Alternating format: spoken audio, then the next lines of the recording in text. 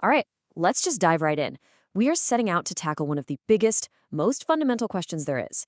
What does it actually mean for something to be alive? I mean, just think about it for a second. Life is, well, it's everywhere. It's so common that we almost forget to wonder about it. But what is that essential spark, you know?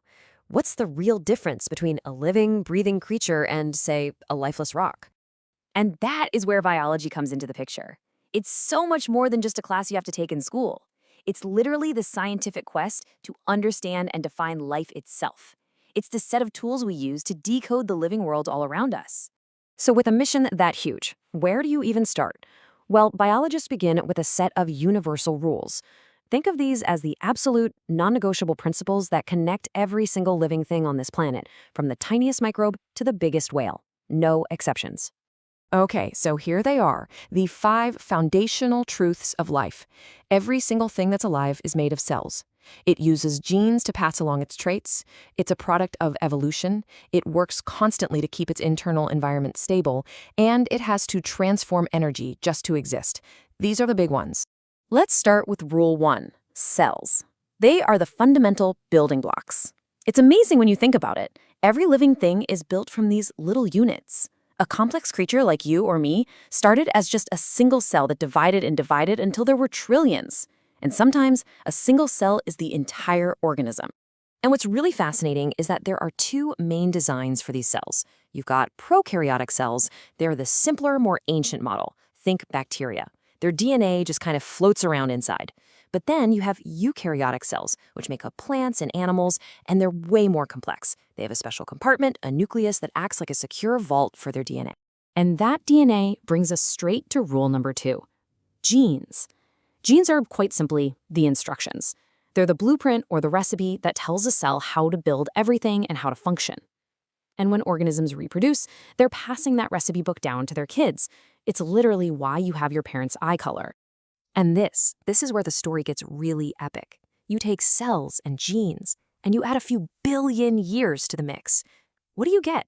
Evolution. Tiny little changes in that genetic recipe, passed down through countless generations, have allowed life to branch out into the unbelievable variety of creatures we see today. Okay, so those are the big abstract principles. They're super important. But what about a more practical, boots on the ground test?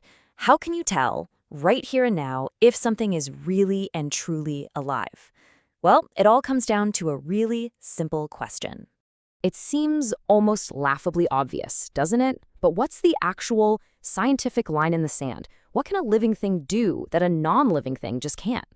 Well, biology gives us a super handy checklist for exactly this.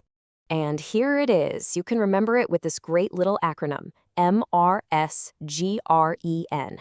For something to be considered alive, it has to do all 7 of these things. It has to be able to move, respire, which is all about that energy transformation, sense its environment, grow, reproduce, excrete waste, and get nutrition. It's a simple test for a profound concept. So if it checks all the boxes for MRS screen, it's alive. It's an organism. But here's the truly cool part.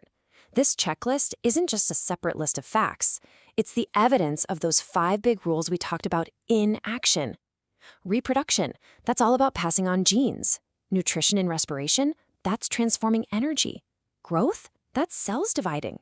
Sensitivity, that's how an organism maintains that all-important internal balance. See? It all connects. So why does any of this really matter?